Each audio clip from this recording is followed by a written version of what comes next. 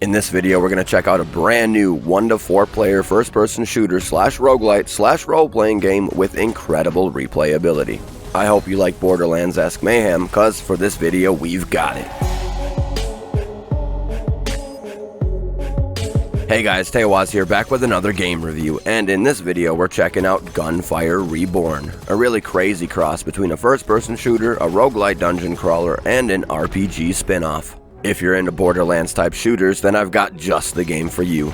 At first, I wasn't quite sure what to think, but after putting quite a few hours into this game, I'm really surprised, and sure that everyone who gives it a try will also be pleasantly surprised by how easily you'll pick it up, the gameplay, the graphics, and the soundtracks. Gunfire Reborn's gameplay is incredibly easy to pick up. You go from room to room, clearing it as you go, gathering as much copper and ammo as you can find, and picking up the weapons that suit your playstyle the best. So, copper is your basic currency within the game. To use the copper you found in your gameplay, you'll have to find one of two different characters within your game, the peddler and the gunsmith. The peddler is a frog who happens to sell different type of guns, healing items, different ammos for your weapons and grenades, and the occasional occult scroll, which we'll get into a little bit later. The gunsmith improves your weapons and also has the ability to change the inscriptions of your weapons if you manage to get far enough into your skills. Inscriptions are basically different abilities that your weapons can have, changing the way they perform. We'll get into details about the inscriptions a little later too. Currently, Gunfire Reborn is in beta, so there are only 2 characters available at the moment. Each character has their own distinctive playstyle, abilities, and grenades. Let's talk about the first character that everyone starts with, the cat known as the Crown Prince. The Crown Prince's grenade is a poison grenade that does corrosive damage and also slows the enemies who happen to be unlucky enough to be standing in its area of effect. The Crown Prince's super ability is known as the Energy Orb. The Energy Orb is quite a powerful ability. It does a burst of damage, which can be upgraded throughout your match to have multiple bursts. It also freezes the enemies in time and space with energy chains. The durations of the energy chain can also be upgraded as you play. The effect looks pretty intense, and it can be used both offensively and defensively. Of the 2 characters currently available, the Crown Prince is the most balanced in terms of health and shield. The second character currently available is Ao Bai. Now, I hope I'm saying that right, but Ao Bai is a badass fighter dog. Ao Bai's super ability is dual wielding. The 2 weapons that you picked up throughout your level, you'll be able to use both of them for a certain amount of time. The time you can dual wield can be upgraded just like with the Prince's abilities. The dual wielding ability is the most interesting in my opinion because of the crazy combinations of weapons that you can use. Everything from lasers to Gatling guns, rocket launchers, fire-breathing dragons, and even bows, crossbows, and kunai throwing knives. Whatever your heart desires, you can dual wield to create an incredibly powerful offensive force. Ao Bai's grenade is your very basic explosive grenade.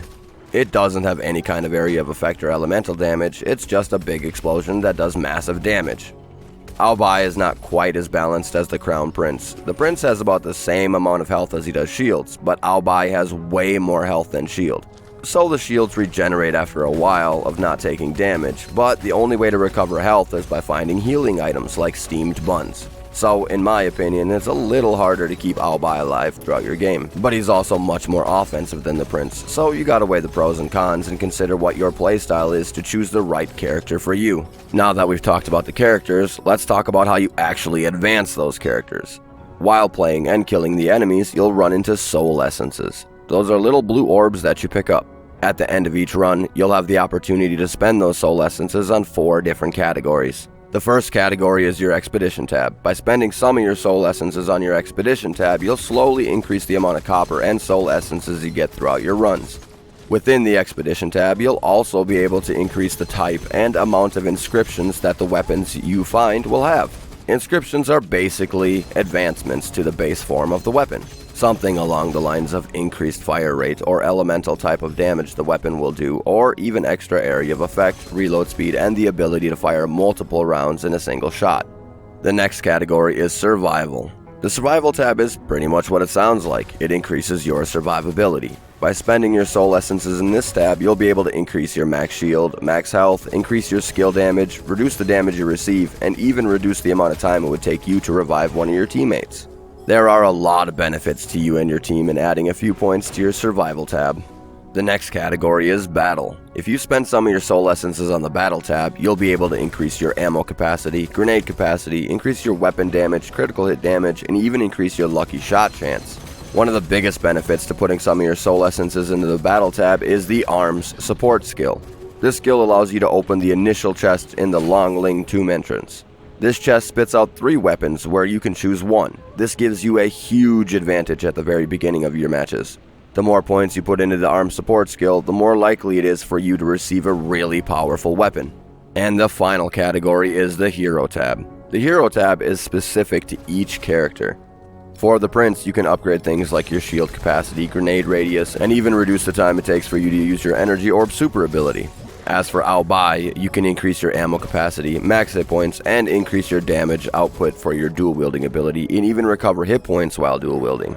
Make sure you know which character you like to play as before you start dumping a bunch of your soul essences into one character. The further you progress down the Hero tab, the more expensive everything becomes. You wouldn't want to put a bunch of points into a character just to realize that you don't actually like it and have to play a few more matches to get the other character to the same level. Alright, now that you know about the characters and how to make them better, let's get into the weaponry in this game. In my opinion, this game has one of the most interesting and unique sets of weapons of any of the games that we've checked out. There are currently 34 different weapons in Gunfire Reborn, with many more in the works. Like I just said, there are some pretty unique ways to destroy your enemies, from the Bone Dragon that uses a charged gravity ball to pull enemies into it and then explode, to the Justice Lizard that fires grenades that can be manually detonated. I've had a lot of fun trying to figure out which of these weapons best suit me, and right now my 2 favorite weapons are the Bone Dragon that I just talked about and the Argus shotgun. The Argus shoots a horizontal line of electric energy that knocks the enemies back on hit. However, there are a bunch of other weapons that are really great, and with the added bonus of the inscriptions, you can get some seriously strong combinations that could improve your chances of winning drastically. Now, make sure to upgrade them at the gunsmith whenever you can, as the enemies do get harder the further you make it through the course of the stages you're in. I've mentioned inscriptions a few times now, so let's get into them a little bit. Each time you run a match, the weapons you'll get will be different. Sometimes you'll find SMGs and launchers, other times you'll find bows and assault rifles. However, each weapon you find will have different inscriptions than the previous match. They do amazing things to make your weapons better. Some of the best ones in my opinion are increased magazine capacity, increased weapon damage, and extra elemental damage. But all the inscriptions are beneficial in one way or another. The next thing on the list of things I want to mention are the Occult Scrolls. Occult Scrolls are incredibly helpful to you, but they can also be really harmful if you're not careful with the ones you choose to carry with you. Alright, let's discuss the way you actually get the Occult Scrolls. The most common way of receiving them is by destroying the enemies and picking them up off the ground, from golden chests found throughout the match, and from the vaults. When you find a vault, which is just a portal on a wall, make sure to complete them. Sometimes it's a puzzle to run through, other times it's a really powerful elite monster. Once completed, you'll receive one of many different Occult Scrolls. Another type of scroll is the Ascension Scroll. Now these can only be acquired by clearing some of the rooms in the match. These Ascension Scrolls are even more powerful and helpful than the Occult Scrolls. They do all kinds of amazing things, like increase your grenade capacity and energy orb charges, to adding increased elemental damage and adding explosions to your energy orbs. Make sure to grab them whenever you find the golden goblets at the end of your rooms. Now when you get to the end of your stages, you'll have to fight a boss. These guys are really tough, but also drop Occult Scrolls, Golden Goblet, and a bunch of Soul Essences, and even a few weapons that may be better than your current loadout. After the first boss, you'll move on to the next stage with different enemies and biomes. Now for me personally, I've really enjoyed this game, and the fact that each playthrough can be different from the previous, through the weapons you choose, scrolls you accumulate, and teammates that you get paired with. Every single time I play, it's a different experience. Sometimes you get really lucky and find amazing weapons and ascensions that make a massive difference in how far you can make it through the stages. So in my opinion, this is a really great roguelite dungeon crawling shooter on Steam, and the price is actually quite low for something of this quality. With many more weapons, stages, and characters planned for the future, there's a lot to look forward to. With that being said, I hope you guys enjoyed this review, and let me know down below if you've ever played this game, what your opinion is on it, or if you're planning on checking it out. Alright guys, have a great rest of your day or night, depending where and when you're watching this, and I'll see you in the next one. Later!